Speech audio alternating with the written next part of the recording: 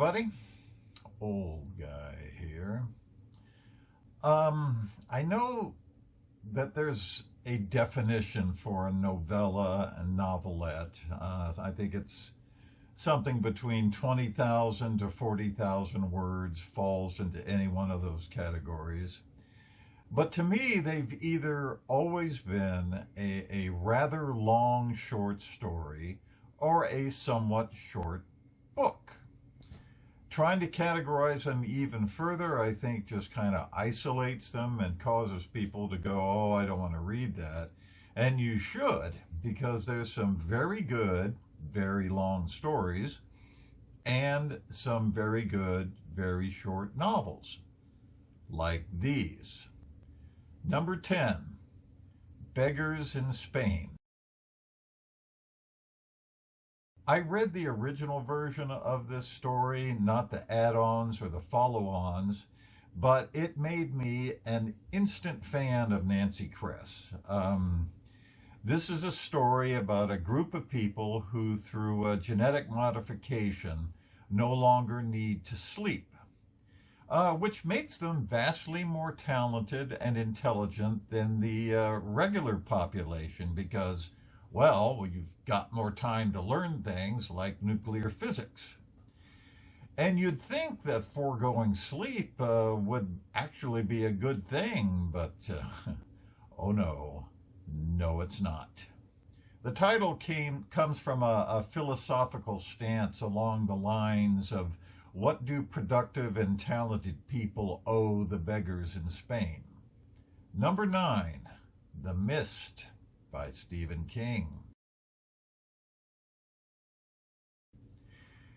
Written back when King was still writing horror, this is one of his best. Although it's not really a horror novel, horror story, it's much more science fiction. Scary science fiction, to be sure. An army experiment breaches a dimension where terrifying monsters live, and they pour into the small town of Bridgeton, Maine, and actually the rest of the world. A really good movie was made out of this, which has a completely different ending than the story itself. So you can enjoy both. Number 8, A Boy and His Dog by Harlan Ellison. This is a brutal post-apocalyptic classic that has also been turned into a fairly decent movie starring Don Johnson of Miami Vice fame when he was little more than a teenager. The nuclear wars have created a series of mutations allowing an orphan to telepathically connect with his dog so the two of them can try to survive a truly brutal and horrifying world. Number 7, The Third Man by Graham Greene. Now, Greene is a past master, especially of the suspense, thriller, detective, police story, what have you, that rarely has a good ending. In this story, hack writer Bruce Dexter is invited to visit his old friend Harry Lime in post-war Vienna, only to arrive just in time for Lime's funeral. Apparently, he died in an accident. Or did he? This was also turned into a pretty decent film with Orson Welles. Number 6, The Horla by Guy de Maupassant. Probably the best-known story of his in English, at least as far as I know.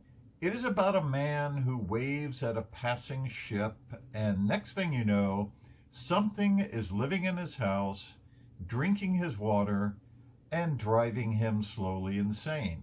There was a fairly decent 1960s movie based on this called Diary of a Madman. I mean, come on, Vincent Price. Number 5, A River Runs Through It by Norman MacLean. And yes, the first thing you think of is the extraordinary film with Brad Pitt. And yes, the film is rather true to the story. But the story itself is a lyric, an ode to a self-destructive man as seen through the eyes of his brother. Number 4, Notes from the Underground. This is, as far as I am concerned, Dostoevsky's masterpiece. It is the ruminations of a very bitter, retired civil servant who just rejects every convention and standard of society. Parts of this just soar into almost psychedelia and is sheer genius. Number 3, Siddhartha. Like any teenager of the 1970s, I read everything by Hermann Hesse because, metaphysics.